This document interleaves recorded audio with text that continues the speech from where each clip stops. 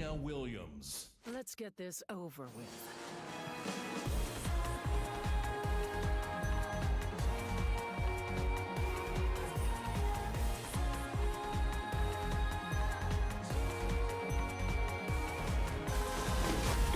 Okay, so I'd like to start by pointing out that there was a lot of busted stuff in the CNT. I realised that quite a few people were underwhelmed by Nina as she didn't really have anything that stood out as too busted. And I really want to look at how she's changed from Tekken 7 and how she fits into the current mould of Tekken 8, or what I see it becoming.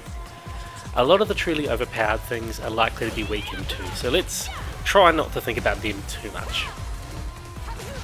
First of all, we have the heat system. Resources that are available to everyone from the beginning of each round. This mechanic is wanting your opponent to come to you, which is great if you're wanting to play Rushdown with Nina. It means you don't have to try to approach, then once you're in, it's easier to stay in. As things are, it seemed like a waste to use up your heat with a single combo. Unless it was going to get you to the wall, I really think the damage scaling from hitting a heat move in a juggle was just too high compared to what you can get without it. And there isn't much difficulty in finding a safe way to activate heat outside of juggles either. Using hit in neutral gives you her back 1+2, heat smash, and hit confirms into much more rewarding juggles, allowing more hits. Nina may not have an easy 50-50 during heat, but even if they toned down the chip damage, even quite a bit, I think she's benefiting more from having heat in neutral and getting her turn for a ridiculous amount of time. So, we've all heard about how they've nerfed backdashes, and supposedly sidestepping is the same or slightly better, right? I like the idea of variable backdashes, as long as it complements the character's archetype and game plan. But in a game with a bad backdash, Nina's Hayashida step reigns supreme. There will likely be pressure situations in which only a select few characters can avoid, and Nina's backsway gives her an advantage. I've generally believed that Nina needs to be played dynamically, shifting between offensive and defensive strategies, and despite the push for aggression in Tekken 8, this could be the game where her defensive options truly shine.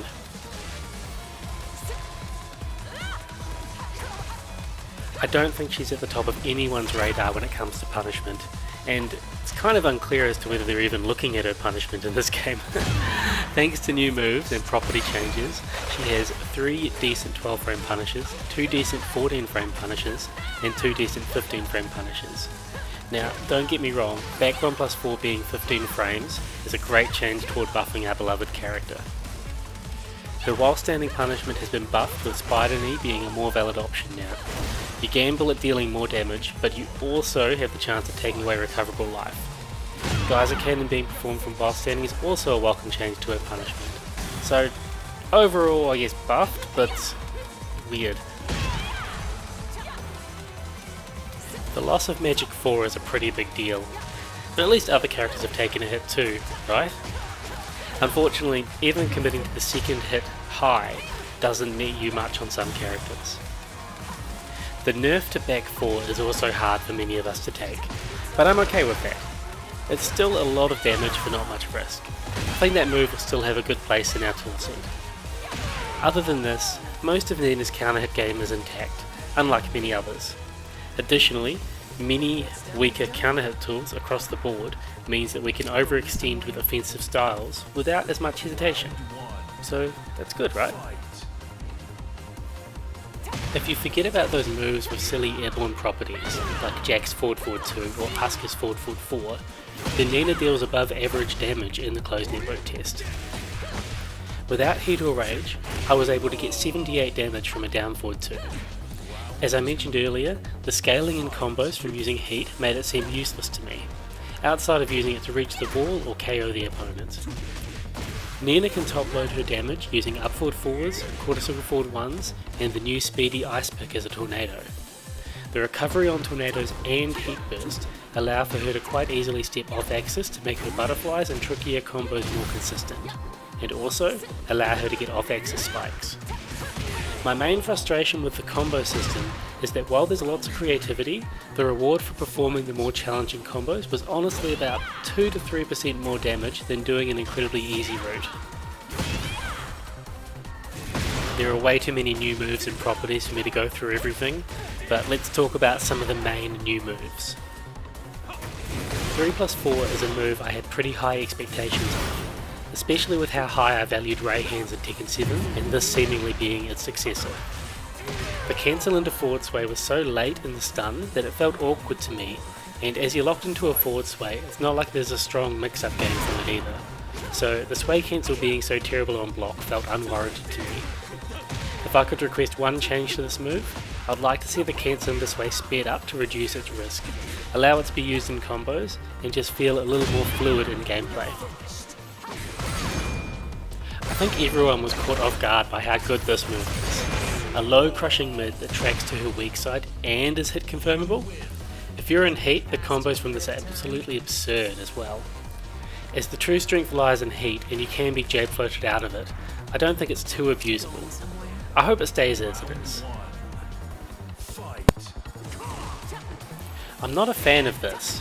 It feels like another case of something that you had to cautiously earn just being handed to you.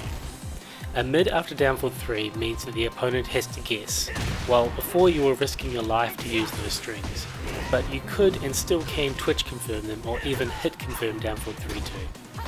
I don't like a mid being placed just because it was a high only string before. No, not a fan. Now this is an underrated new addition in my eyes. The second hit puts you off axis to the right, which is great for combos and assists in quite easily setting up the forward 4-3-3 spike for some launches. It also hits grounded to relaunch, so it could have some potential with open that needs to be explored in the future. More importantly though, it's an uninterruptible mid that comes after what would be her best low. Alongside the change to low parries, this extension has made down 2 amazing. Down back 1+2 is strange to me. I see this as a 12 frame punisher if you want to activate heat, but it does give high damage using heat dash and also can wall splat. It's just that getting into heat isn't difficult, and back +1-4 and back +2-2 already work fine as 12 frame punishers. Honestly, I think it would be better as more damage and being 13 frame, but then I'd want counter hit back 4 to also be +13 if that's the case. This move, well, back 3+4, I think this is core to Tekken 8 Nina. Back 3+4-3 isn't worth using outside of juggles, it's far too risky as it is. However, back 3+4 on its own has great range and can be performed easily out of back sway. I think that Hayashida step and back 3+4 into guns go hand in hand for keep away and decent whiff punishment. I have no idea what they're thinking here. Maybe for a spike if you get them off axis and you can't get the 4+4-3-3 for some reason. I expected more range for this to be a consistent combo ender, allowing more butterflies but sacrificing wall carry. This isn't the case though. I think the second hit needs to have more range to allow something like that to be the case. Otherwise, I just don't know what would use it for. I mean, these strings are high damage as a combo ender, but a crutch for less reward than Tekken 7 really. I felt like a lucky idiot every time I used it, both in and out of combos. It's fine as it is, don't get me wrong. However, I think it should only be used to gain a life lead and initiate keep away. The change to quarter circle forward 4 also helps greatly nerf Nina's cross-up Moki, alongside the fact that wipe the floor apparently can't be made into an off-axis launcher anymore. I'm actually okay with the reduced reward on counter hit back 4 and sidestep forward, as it sorta makes sense. After seeing other characters magic forwards though, I feel that Nina's juggle should work on more characters, or the 4 should give a small reward on its own. The changes to poison mist don't sit well with me. I think we should have the reward reduction, or the hitbox reduction, but not both. The new mechanics shown in Tekken 8 so far are exciting and add a lot more fun for both the players and viewers, though some of the aggression does feel a bit too strong. There is satisfaction in dealing damage to an opponent with a skillfully executed gameplay and using technical inputs which knowledgeable community members marvel over the use of. It's not as satisfying for the players or the more dedicated viewers for a low risk move dealing absurd damage to come out at the push of a button though, and like many, I fear that heat for many characters does force a low effort, low risk coin toss far too often. As for Nina, I'm thrilled to see her in Tekken 8 and will be happy with the character no matter what they throw my way. but please don't test me too much. I do believe that she has a lot of potential with what we've seen, and there's still a lot more to be explored. I don't think her game revolves around activating heat then performing a coin toss though. I believe her strength lies in her superior movement and keep away, while also being able to shift to a more aggressive and stickier than ever rushdown when she needs to. Well, these are my thoughts. Please comment below and we can keep the discussion going. Thanks everyone.